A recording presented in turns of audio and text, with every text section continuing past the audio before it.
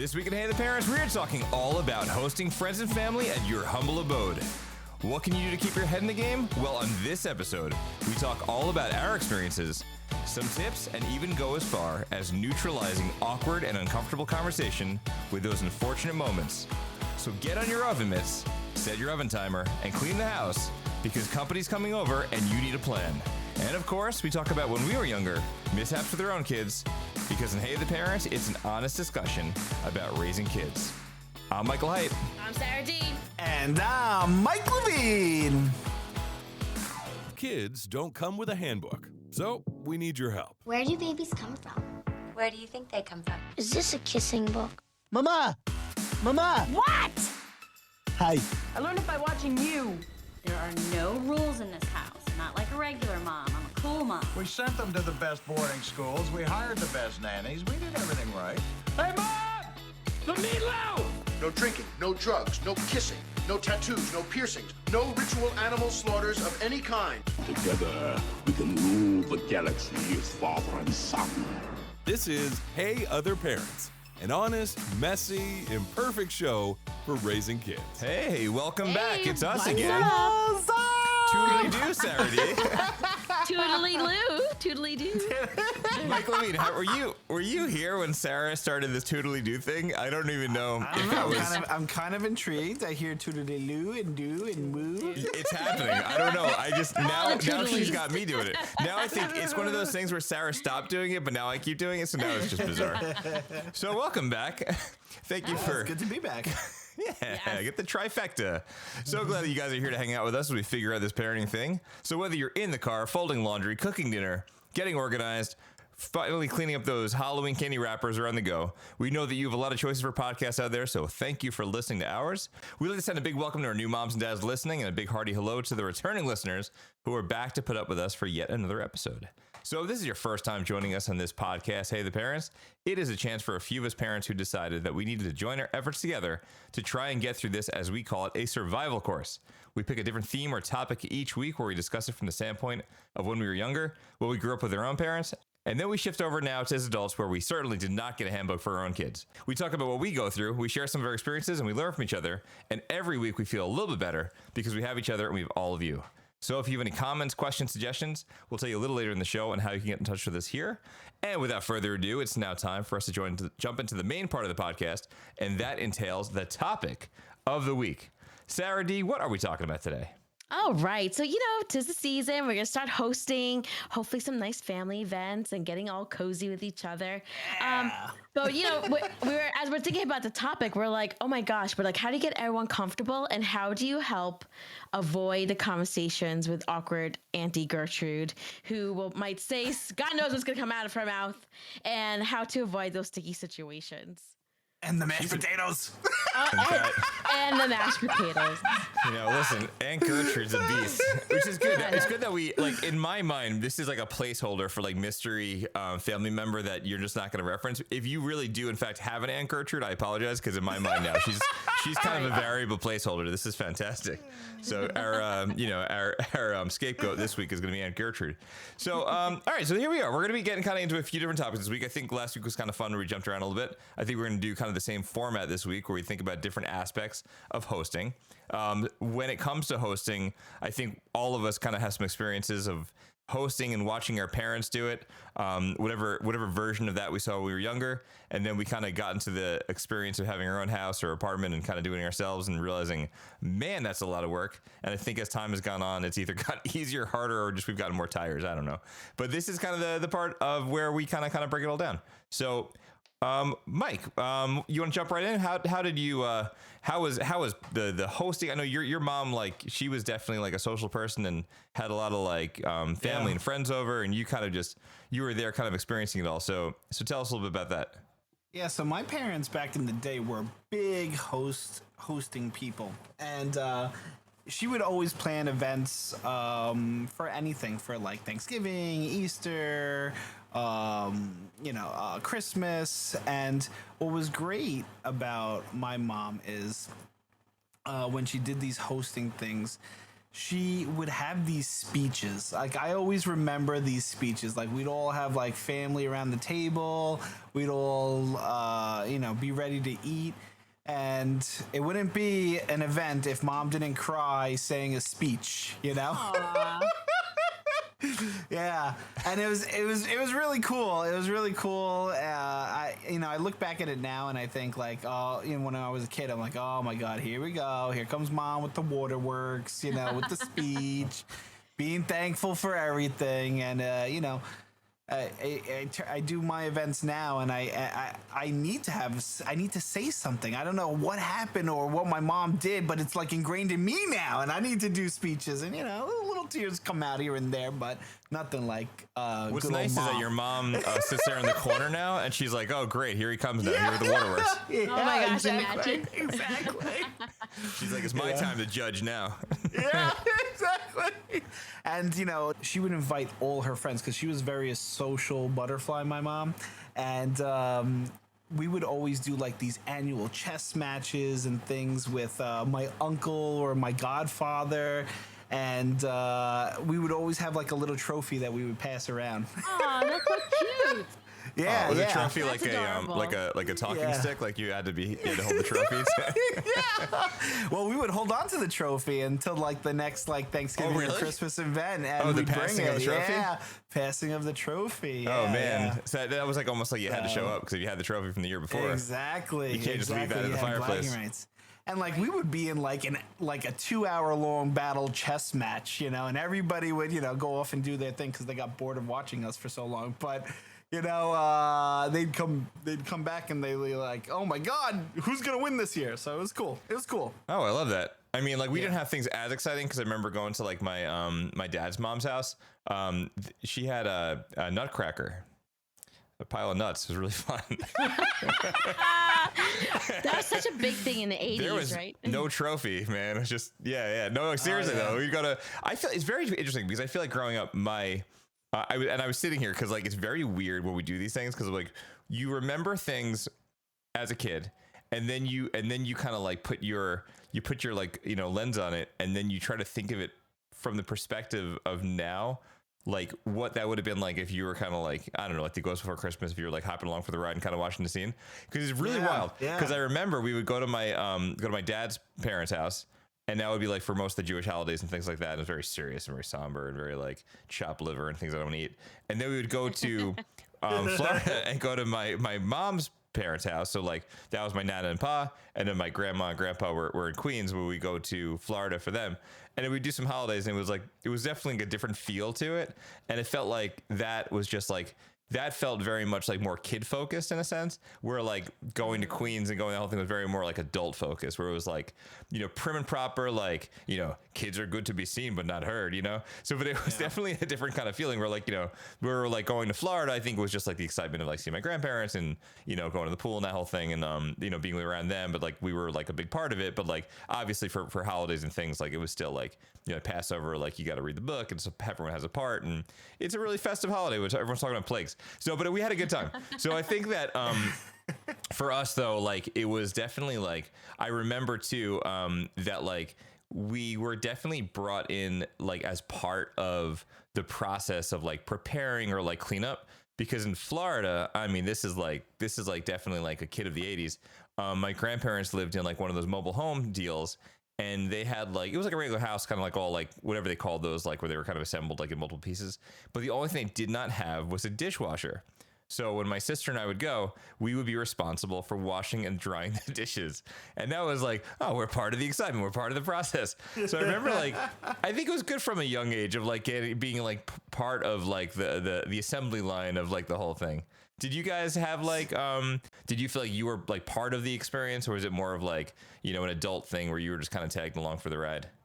So I feel like when we hosted a party, Anthony and I had to clean. So we were like the little. I was like clean up. Off, yeah, like we were the dust bunny killers. We had to get clean every corner of the house, the baseboard, anything that could possibly be seen was cleaned. Our rooms had to be clean, even though no one was allowed in the rooms. Like it was, my mom made sure everything was clean. It was like almost like once the room's cleaned off, like they close it and like you can't go back in there. Yes, like don't look at it.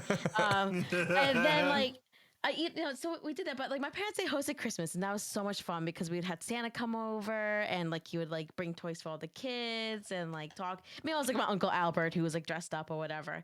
But like I remember one Santa. yeah, but I remember one time we didn't know that obviously, but I remember one time my Aunt Nancy, who was like the jokester of the family, like she would like have like the funny gag, like fake dog poop on the floor or like a tooth on a toothpick, and she'd be like, "Oh no, something's in my teeth," and like one time that was actually a tooth. Okay. And I think she had all her teeth, God bless her soul. But one time, I guess with the costume, there was like an eyebrow like on the table, and now I know what it was, but I remember her playing with something, and I remember my dad getting like really mad at her, and he was like, enough. He was like, enough now, kids are here. And I didn't understand like what was kind of, I don't know, it just didn't make sense to me. But now in hindsight, I'm like, oh my God, he probably was like, she's gonna blow up this whole situation with Santa Claus, you know? Oh man. So I like, wait, remember that. so Santa was missing an eyebrow, and while this was all going on. Yes, I think so. I guess like the costume. I don't know what happened. He's like holding his head. Yes, and you know what? I never asked my parents about that situation. Like, why was Aunt Nancy playing with the eyebrow? You should go back and ask. I should, right? That is amazing. We need to follow up in this conversation about Aunt Nancy and the eyebrow of Santa Claus. When I was younger, I also always remember just the kiddie table. Do you guys have that? Do you have the kiddie table versus the adult table? It's funny because like I don't. Yeah, Sarah, you jump in because we don't do that. Yeah, so, I don't know if that's a good idea or bad idea, but so yeah, go back ahead. in the day, like we had just the one long table with the kids attached, like it was like the fold up table attached to the main dining room table. It was like where all the uncomfortable seats went. Yeah, exactly. Basically, because like we're young. Yeah, this one's made out of plastic and paper, so you can sit in this one. It was nimble and stuff like that. So we were all together as one big, huge, long table, but the kids were like definitely at the end. And then with the parties here, one year we did do Thanksgiving, like where the kids table was, and that was fun.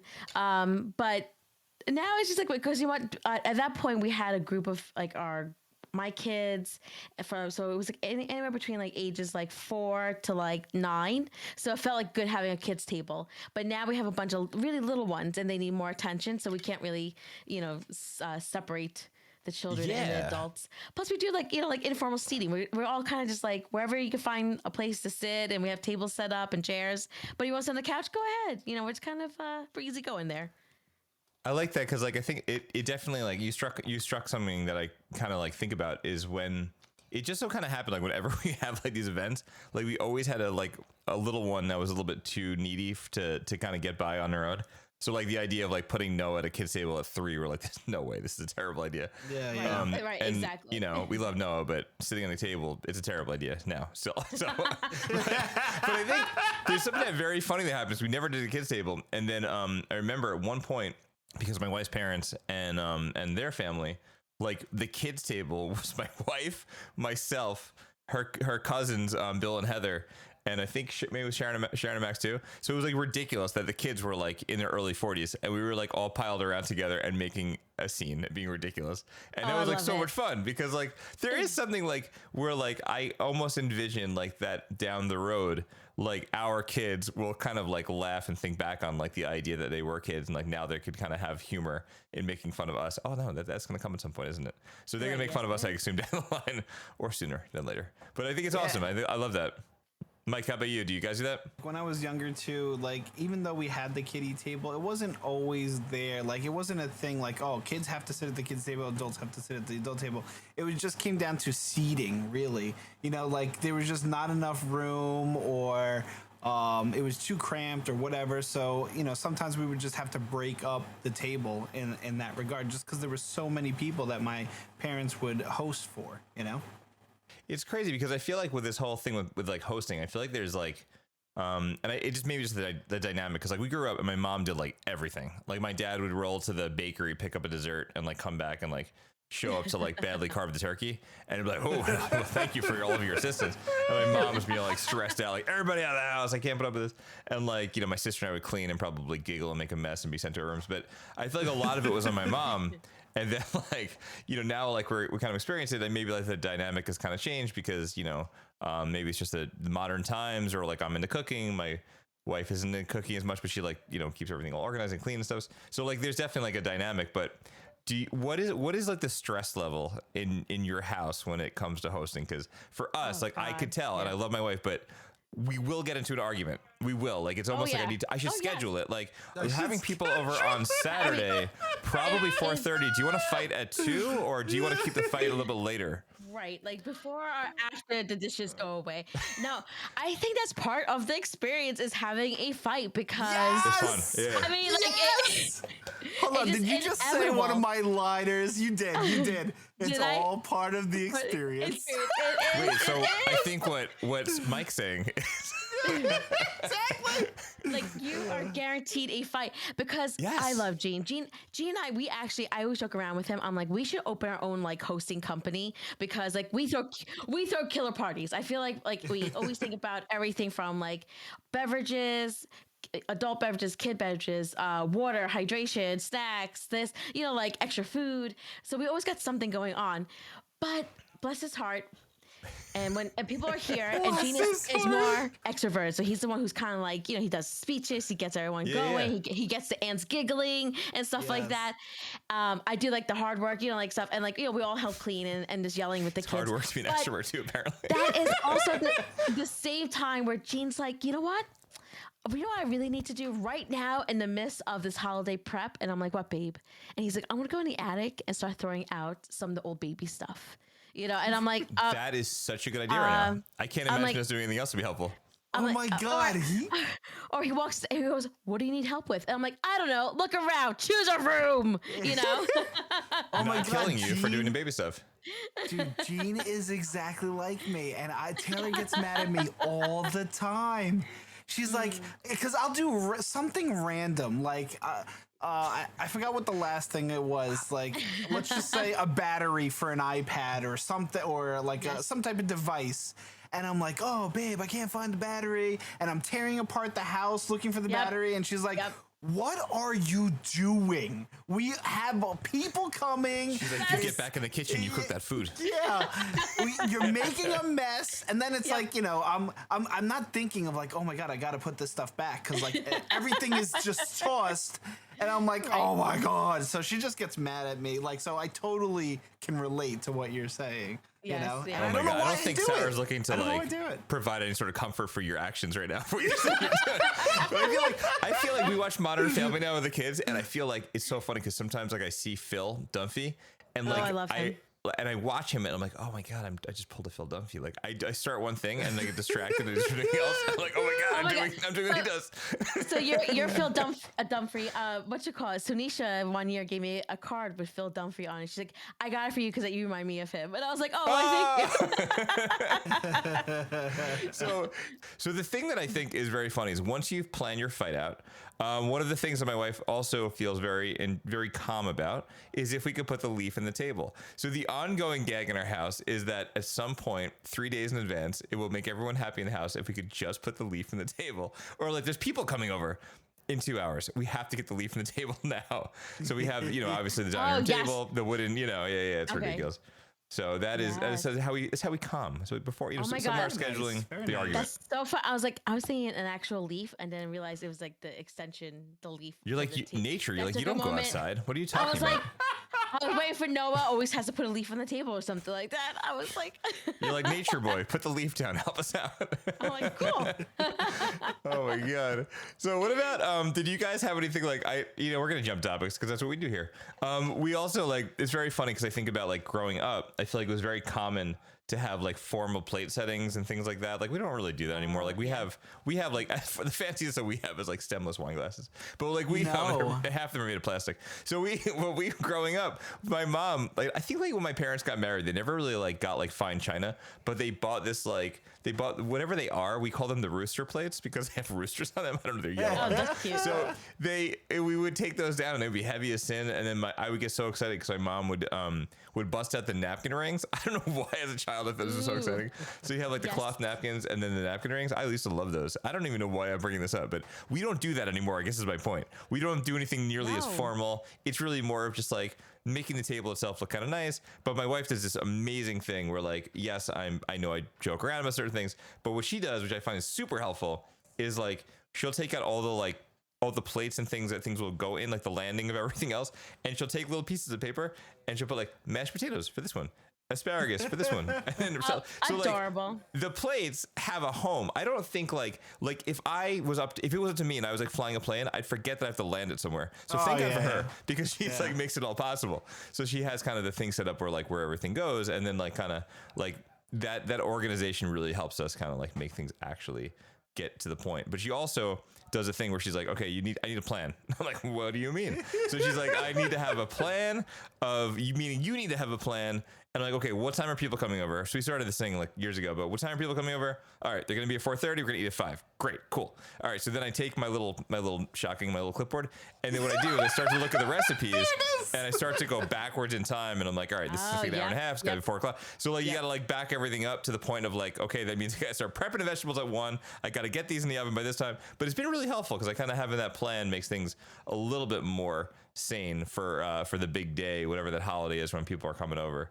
What is your like system, or do you have a system, or is it like, what do you guys, what goes on before you have the sanity, before Gene goes through the boxes of wires and declares that he must find the penny from 1942? Why don't you take this one, Sarah? I'll come in on the end. Mike's like, I don't have a system. I'm going to summarize what Sarah said. He's like, I'm gonna text Taylor right now and be like, "What's her system?" Taylor's gonna be like, if you have to ask me what the system is, there's a problem. She's like, not cleaning out the garage. With us, I like to start cooking some of the things that I think sit better overnight. So like ziti or lasagna gets better overnight. Oh, like dishes that taste better, like when you reheat them. Like cream spinach. Like, so I'll do like easy stuff, like set the mac and cheese and not fully cook it, but just like get it set, melt it kind of together. But then like before it goes in the oven part, like you have it like, you do like the on the stovetop parts, but you haven't baked it yet. Right. Or it's baked, but not like crisped or browned, because we'll do that later in the morning, but just like enough that like nothing is going to go bad or spoiled or something like that's that. Smart. Like, I don't know, in the middle of the night, because I'm convinced that's going to happen. And then, like, so I'll put that all back in the fridge then. Obviously like any turkeys or meats are being marinated and stuff like that. But like if I'm making like a roasted pork, like definitely waking up at like 5 a.m., throwing that sucker in there. And that's why like prepping ahead of time, something like that is so important, because who wants to chop onions and like make like your like sazon thing and put it on the pork and stuff? Like you want to do that the night before. Plus, but isn't there something funny about that? Like, do you ever have the thing where like you cook something in like a crock pot for like a really long time, and then like, you know, like early in the morning, like when you don't want the smells of those things, they're like all permeating the house. You're like, oh god. Yep. Oh no, I like to like if I do like the pernil, like I can smell it, and I'm like, it like wakes me up. And then like the cartoons, like when you're like just floating down the stairs, I'm like, yes. You know what it is? Because now that we're grown ups and like doing this ourselves, we probably have a different perspective. But remember, as a kid, you wake up and you're like, oh god, what is that? But now you're like, guys, I've been knee deep in this for like 5 hours now, and you're just kind of rolling out. Yep. That's how we roll over here. Yeah, with me and Taylor, it's different. It's like Taylor is not the chef of the house. I am the chef of the house. And so I handle all food and she handles all cleaning. So like I stay out of her way and she stays out of my way. It's the best relationship there is. That's how you do it. That's good. You know? We miss each other. We see each other on Tuesdays. It's perfect. Yeah, exactly. But somehow there's always a fight that ensues. Yeah. Hey, we'll still fight you. I'll see you at 1:30. Yeah, I'll be looking for something that I don't even need for cooking, and I'll be like, oh, I need this right now. I haven't needed it for 3 years, but now all of a sudden on Thanksgiving I need it. And I'm creating a micro USB cable. Do you have a? Yeah, exactly. And that's where I'm like kind of stepping into her zone, and it's like, get out of my zone. We have an agreement, you know, we have a mutual agreement. You stay in kitchen, I clean house, and you don't step anywhere else. This feud only works if you stay in your side of the room. Yeah, exactly. So yeah, like our system is pretty much that. But when it comes to my system for cooking, you know me, Mike and Sarah. Like I kind of just, I just started giggling. I'm sorry. Oh yeah, I mean, I love it. Snorting. I love it. I love it. Yeah, but you know what? Like if you're the only one that cooks in the house, like it kind of is like you're in no man's land. Like you could have your own system, but like since no one else is really doing it, it's like they'll figure it out. Yeah. Yeah, no, I mean, I'm the only one that cooks in the house too, so they're all kind of just like, "When's food gonna be ready?" I'm like, "Soon. Don't worry about it. Get out of here." Yeah, exactly. Yeah. Just like That's for throw it. another like 8 hours. Right. We're so hungry. Well, get out of my kitchen. I know. What about this idea of like the space and like the cooking, the actual cooking itself? Like, I grew up, my parents had like a double oven and everything, and I really understand how wonderful that is since we don't. So we don't have enough burners to like make this thing happen sometimes. So do you guys have any like wacky things you do? Like, I mean, I don't know if you guys use like hot irons for like clothing and for cooking, but I mean, like, do you do anything to like make your life even just make this possible? Like for us, we realize that like my wife's parents sometimes will make like the turkey, or they'll make like brisket or something, and we'll make all the side dishes because we just do not have the oven space. But we have like, sometimes I'll go outside, I'll fire the barbecue up to cook like bake like, you know, green beans or whatever it is, or I'll use like the air fryer. I'm like, anything I can use to just make more heat come out of somewhere. I kind of do it. But do you guys find yourself in these situations? I think because that's why I started the whole cooking ahead of time thing happening. Because you need to. Yeah, just need to, less stress. And then I honestly like certain things too. Like we use the sternos to heat up stuff because we do like buffet style all the time. Oh, that's smart. Yeah. For us. And then like Jean's aunts, they bring like rice or some sort of other meat or something like that sometimes. So I'm also fortunate in that sense where not 100% of the cooking is on me. It's like at least 50-50, you know. Okay. Between, me and the aunts and stuff like that. So that's But what helpful. about like do you do the appetizer thing? Like do you do that, or just kind of like the food is the food? The food's a food. I mean, like we might get like little patties or something to like nibble on, but like we're not like hardcore appetizer people. Well, also too, appetizer also like means formal. that you've been here Too early long? enough. No, early enough to have to wait for the food. That's a good In point. and as a Caribbean and Latino household, you know, the time starts when the time kind of starts and it ends when it ends. So, you know, when people are not in the mood for appetizers, they're like here for the real deal. And like, Oh, I like that. Yeah, I feel like we have this thing, and I don't know, maybe you guys have an answer for this ridiculousness. Like even when we like make an appetizer, like I'll make hummus, or I'll make like, you know, like a big baked brie or something like that. If it's like a fancy holiday, like a big holiday, not like just like, oh, people are coming on Tuesday, I'm gonna make a brie. But the thing is like, this is so dumb. I don't know where to put it. So like, I don't know where to put the freaking thing. So like, if we're having people over and we have the dining table is sort of like ready for everyone, where everyone's gonna sit. Like, I don't know where to put it. So like, we sometimes put it on the dining room table, and then people like crowd around awkwardly and don't know where to like, you know, like we don't have a huge house. So like putting the appetizers somewhere in a central location is tricky. So sometimes I'm just like, let's just not do the appetizer because it's like a whole thing. Nobody sees it. And then like you want people to eat it. So then when the main meal starts, you're like, should we just leave it on the table so people have some? I don't know. So like, I find like that like an awkward experience, the little plates and the whole thing, and like the toothpick, you know. Do you guys do this? Toothpicks. Like when people, you invite obviously people over and you're hosting, and they're always like, oh, what should I bring? What should I bring? I always tell my guests to bring an appetizer. So that way, like they can kind of like feed themselves with appetizers. Cause when they all come over around at the same time, everything's there. We put out all the appetizers around the house. Everybody feeds themselves. And do you then ever I like still not just worry serve the about main cooking. meal, and it's like the whole thing's a trick? Yes, yeah. It's all a facade. There's no meal here. No, but that's kind of fun though, because appetizers sometimes are like the most creative kind of parts to it, and people have a good time. They're like, it doesn't feel pressury to make like a small little like snacky kind of thing, you know? I love an appetizer. Like I think like on Thanksgiving, Gene used to do the turkey bowl, but you know now he's 40 something, and you know the knees aren't the same anymore. So I would less running. Well, I used to put out like a little like tray because we had like friends or like a cousin or two who did the turkey bowl as well, like in the TV room, like on the coffee table. Okay. And they just kind of sit there and eat that and stay out of the kitchen. Because the whole idea Oh, I is thought you were stay like out referring to of like the a kitchen. jogging event or like a running thing they did like beforehand, like No, turkey like turkey football. trot. They call it turkey Oh, bowl. like an actual dangerous, Super Bowl. impactful thing. Yeah. Like Super Bowl, turkey bowl. No, it was I'm flag so sporty. football, but you know they're just running around and On purpose? so I know like so athletic. They and run and sweat? on purpose. Listen, being in the kitchen's no sweating. I'll tell you that much. I know. What about like this is a question. We're gonna switch topics for a second. I find that we started to make it better for ourselves, but what we did find what was happening is we would get so invested in having people over and hosting that we kind of miss hanging out with our kids for part of the day. And I feel like, trust me, I mean, there's times where like, I'm cool with that. It's fine. You know? Yes, But right. there's times where I'm like, man, this stinks. We're kind of missing out on the hangout family time because we're still running around like chickens with our heads cut off. Yes, Do you guys ever feel that way sometimes? I That do. is, yeah, 100%. I feel like, especially being in the kitchen all the time, you know, you're checking times on foods, making sure that they're gonna come out hot. You know, things are cooked. You're just so invested in the kitchen that you forget to. Not that you forget. You're wrapped up in it because you want everything to be special, everything to come out good. And it's like you're missing those kind of like key jokes, key moments, you know, that family members have with each other.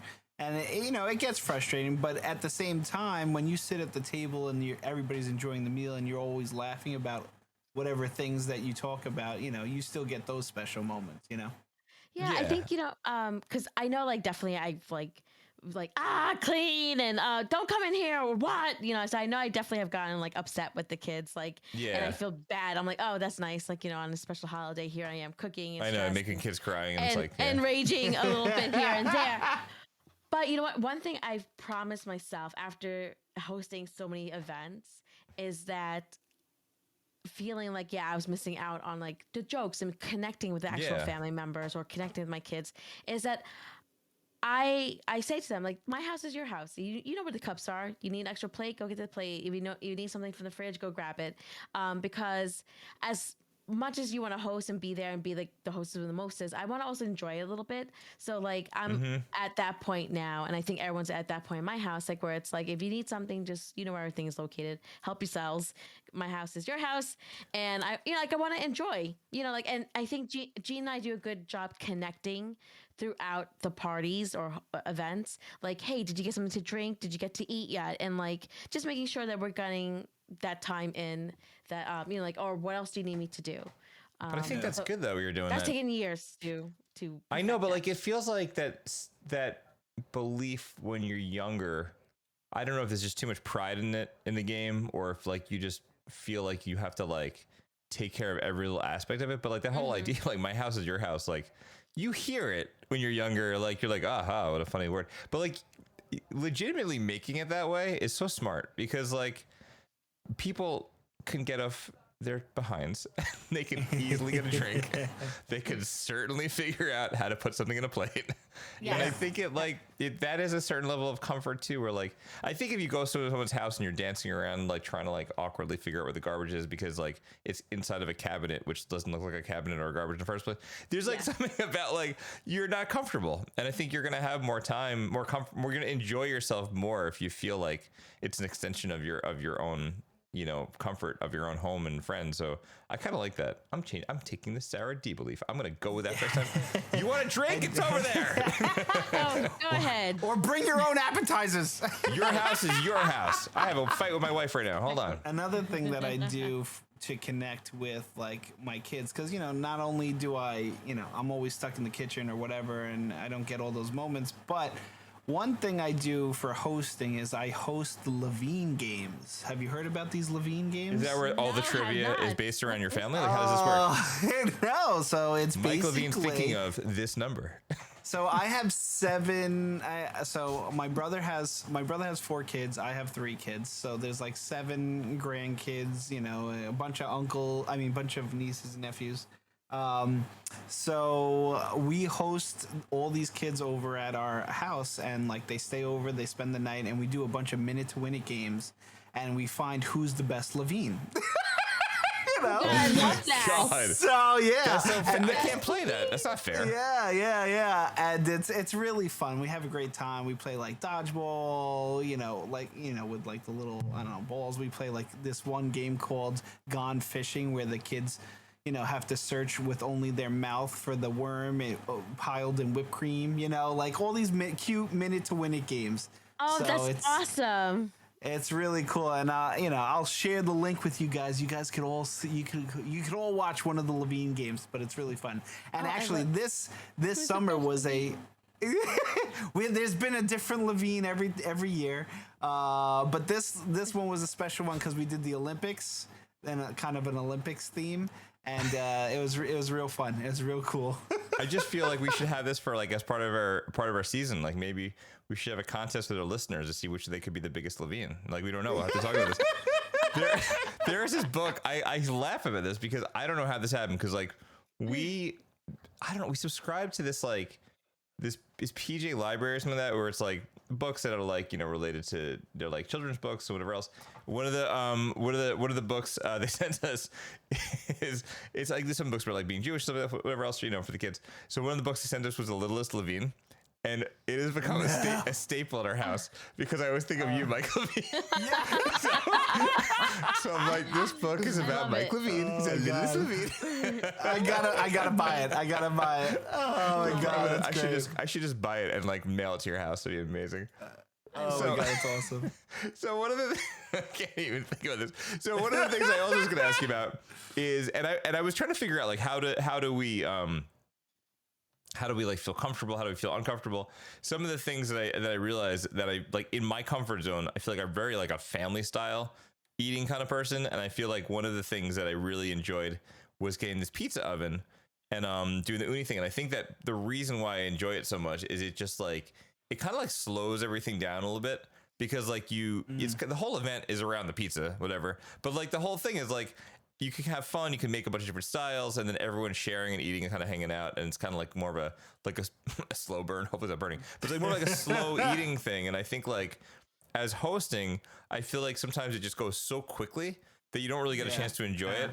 And I've really enjoyed like that like summery kind of feel of like, you know, hosting a barbecue, having the pizza, doing like the New Year's thing with a lot of appetizers. And I think like as we're talking about this stuff, I think the reason why I enjoy it so much is because you get to slow down and be part of it. And maybe that is ultimately what I need as a reminder to just be present and like actually like stop myself and be like, hey, we're going to eat this pizza now. I'm going to be part of it. But I think by total side note, if you get yourself an uni, you got to try ricotta cheese, mozzarella, a little bit of hot honey, and then you finish it off with prosciutto and a little bit of sliced up what are those called? Those green nuts called? The what are they? The pistachios. Pistachio nuts up top with a little bit of glaze on top, a little balsamic. Oh my god, so good. But one of the things that I thought would be really helpful. Oh, you go ahead, Mike. I was just gonna say. I mean, Sarah, I don't know if you've had the pleasure to we're doing this in one of these hosting events that Mike has done, but I have. So, and it was amazing. This guy, we did like a pizza thing with a D&D group. It was ridiculous. Oh, nice. Let me tell you, man.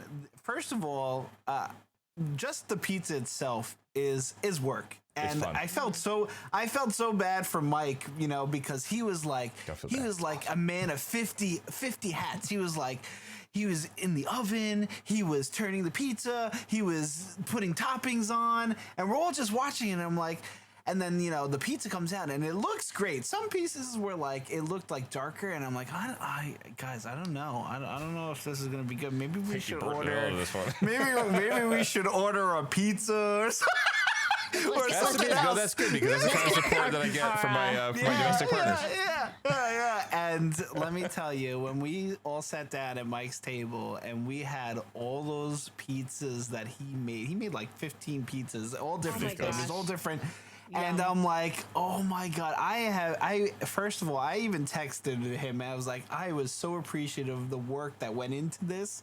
And how amazing it all tasted, because he would send me all these and this is a little sidebar, guys, you don't know, but he would send me all these videos. He's like, Mike, you got to get this pizza. Look, it's so cool. And he's showing me all these things. And I'm like, dude, you're like crazy. Like, what's going on? Wait, me obsessing over another hobby? Yeah, are we surprised by this? Yes. And Michael Hike going at 610% or something. Wow. I felt like I was in Little Italy. The guy's amazing. I'm telling you, I love you, broski. But there is something to be said about like, it was really good. I think it honestly, the whole thing, like, it looks way harder than it really is when really hard. But it's like, it's just a lot of fun to do that kind of stuff. But it's cool. Really did, yeah. And I think like that mentality, I think like we all have this thing like the summer where like we're cooking, we're doing things, we're hanging out.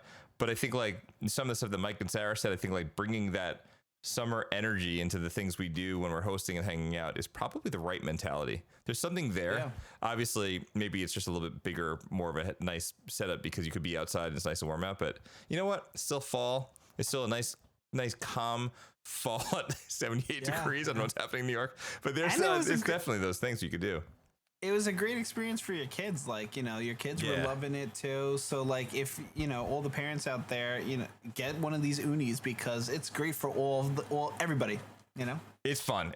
But there's something that I think that like, I want to also swing over to, because hanging out with all friends and family is different sometimes. You get the friends, you hanging out, you could kind of like bust each other's chops.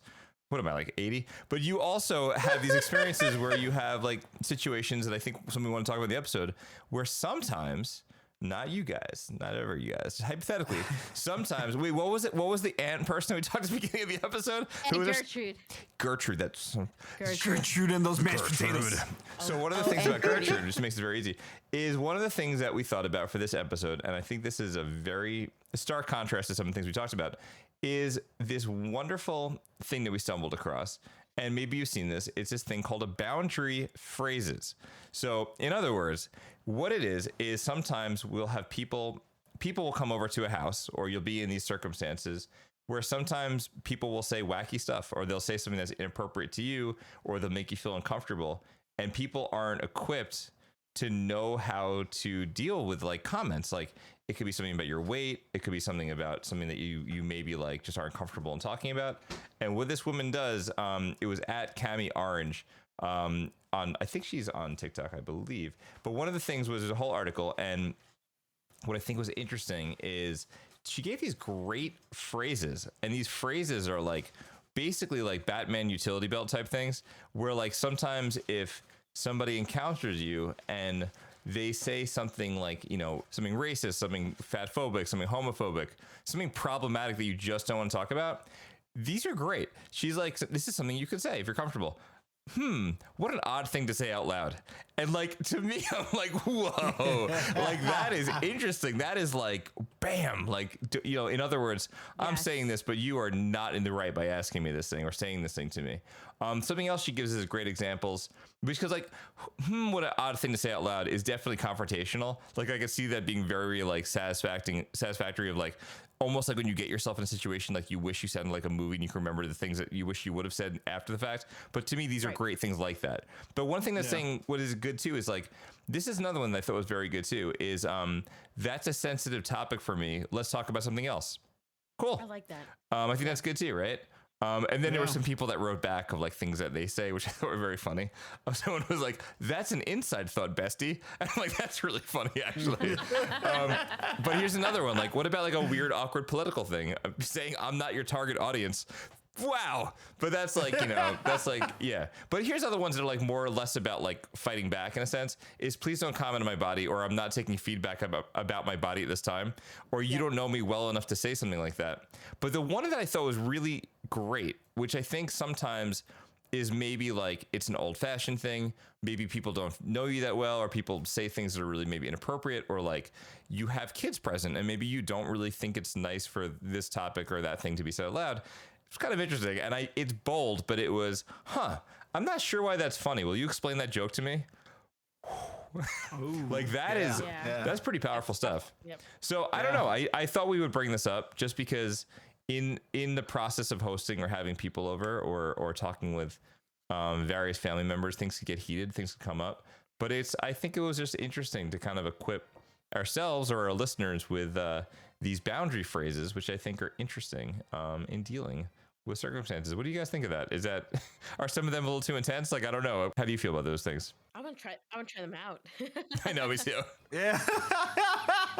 And I think it's definitely good to kind of like prep yourself with some things to say, because you definitely get into those awkward conversations where an Aunt Gertrude comes out of nowhere and says, oh, you put on some weight this year, huh? And you're just like, really? Why are you commenting or saying things like that? Come on, we're all here as family members, and why do we need to go there? I mean, like, why don't we just enjoy the time? When Auntie G comes by, it's bad news anyway. But like the thing is that like, I feel like it's also like, you got to always quote Tupac. It's always all eyes on me, because I feel like when you have like when you're in these moments and there's something goes on, you have that like flash of discomfort, or that like cold sweat where you're like, I think I have to say something, but my kids are watching and I don't want to like present myself in a way where like I did I don't want to be better off where I wouldn't not have said something because of my actions or how I'm acting. I really want my kids to see me handle a situation in a way where I want them to handle situations in the future, because like me losing it or me turning into a jerk is, what was the point of that? Like I now showed my kids the wrong way. Like the biggest fear is that I send my kids off into the world and like they go to a restaurant and they don't treat like the waiter or waitress with respect. Like that is a sign like I've failed. Like my kids have been jerky to the people that are out in the world. I don't want that to happen. And I want to train them to deal with conflict in an appropriate manner, or to deal with something that comes up. And I like this because it should in theory allow you to keep your cool. And sometimes I feel like even with these boundary phrases, I think like something that even in a heated situation, you could even like say to the person, hey, you know, look, I think you're getting really worked up right now. Why don't we pause, and like when we're calm, we could talk about this. So we could talk about this again.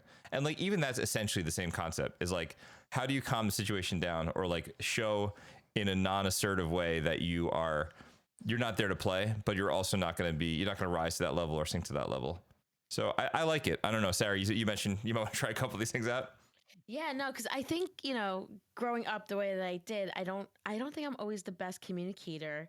Or same. I'm the person definitely at 3 a.m. thinking about woulda, shoulda, could have said this. So I think for someone like me, especially when you are hosting, you're busy thinking of a million other things, and someone catches you off guard. So not even just someone who like myself, who struggles a little bit with like coming up with something witty or smart to say in the moment, but I think just overall, if you just have like those phrases in the back of your head, and you're busy because you catch you off guard, you can say something back, a retort that's not appreciated. So if you have something in your back pocket like this, I think that's helpful, and I think it's a good modeling for the kids to see as well, so they could use it maybe in their little lives. I think it's important. We'd like to hear from you guys, the listeners. If there's something that you go about with hosting where you feel like you have done some good strategies to spend time with your kids, or you completely messed up like we did and you feel like you missed out, how have you tried to change those things for you and your family? We'd love to hear from you. If you'd like to answer this question, have comments, questions for the show, or an idea for a future episode, you can get in touch with us here in one of three ways. You can leave a message on our Hey the Parents voicemail line at 559-537-5437 or 559 Late Kids if you're feeling French. You could email the show at heytheparents@gmail.com, or you could join us on our socials on Instagram. Check our show notes for those. And we are back for this part of the show. It's called Time to Unplug. This is where we talk about the things that go on outside of the children, because sometimes we just have to do something for ourselves or with our spouses. It gives us a chance to decompress, because you'll be a better we if you take care of me. And we will start out with Sara. Yeah. Oh, right. It's just a thing now. It just has to happen because it rhymes. I'm sorry. Lincoln Lawyer season 3 on Netflix. Yes, I love that more season. Shows. It was an excellent. I loved the season. It was great. Manuel Garcia, Ruffalo, easy on the eyes, ladies. So definitely, if you haven't watched the series at all, or if you need to catch up, season 3 is not. Because like when they start adding more seasons to something, you're like, how are they going to expand upon this idea, or like, is it going to be good? Season 3 was good, so I enjoyed. Nice. And is it? I mean, this is a really dumb question, but is it about like President Lincoln? Is that what it's about? Oh no, I'm sorry. So Lincoln Lawyer is about a attorney who works out of his Lincoln car. Oh, interesting. I totally got the wrong feet or wrong. Okay. And because he has those files in there, he's getting driven around. I mean, it's just such a great show. Like, you have to kind of like watch it or whatever. But it's a good, cute show. Ooh, cool. All right, and that's on is it Netflix? Netflix. All right, cool. Always good when you have the streaming service to watch the shows that Sarah recommends. I like it. Mike Levine, what do you got? You got, man. Listen, hold on a second. Oh, yes. Now, Mike Levine, I will tell you, when he gets in deep to a video game, things start happening. So, it could be the middle of the night. He just finds a little peace for himself. But this time I can see it right here. He's got a game that kind of grabs you. So, buddy, it's time to grab that Xbox controller. What's going on? Yes, the new Call of Duty came out, and it's Black Ops 6, Call of Duty Black Ops 6, and I don't play with like all those elite players on multiplayer, but what I do like to do is play the zombie game, the zombie aspect of the Call of Duty. And it's so cool because like all these, zombies come at you and you just got to survive for as long as you can. And I just got to like round 18 or 20 and I'm like, oh, I gotta get it. I gotta go further. I gotta survive forever. But it gets crazy, and it's super fun. You play by yourself, or you play online, I definitely or recommend how do you do it? Yeah, late at night when I have an opportunity to myself, I'll just log on. And that's what's great about it is, there's not much to do other than to log on and play. Like an arcade game, kind of. I guess that kind of feel. Yeah. Exactly. So I just log on, I play, and try my best. And I like that. It's a lot like hosting. It's perfect. So the other thing that I finally have to talk about it because and it's not over yet, but I will tell you, and I know that the three of us really dig it. Is there's a show. It's coming to an end, but that's okay. I believe the easiest way, I guess, to watch it for What We Do in the Shadows, you could probably watch it on Hulu. Would probably be the easiest way. I think is it on AMC the night before? I can't even think what it is. But anyway, Hulu is the way to watch it. So What We Do in the Shadows, if you've seen little snippets and you're like, that looks insanely stupid, I promise you, it is. So what it is about is if you think about The Office, where like there's this, it's a fake show where a camera crew follows around the employees at the paper company. And it's fake, right? Obviously, it's like about their lives and like the way they interact. So they basically took this idea for a show and it started as a movie actually. And what it basically is what would it be like if Spinal Tap started it all, but anyway, like a fake documentary. So what would it be like if we followed around a group of vampires that all live together and we're just really bad at being bad at being vampires, and it's really funny, and the characters are absolutely hysterical. They're incredible actors and actresses. They all have their own little personalities. You'll know them, a lot of them instantly just from internet fame and things like that. But what's great about it is, first off, this is definitely a parenting unplugged because it's wildly inappropriate. So make sure the kiddies are like in REM sleep before you turn it on.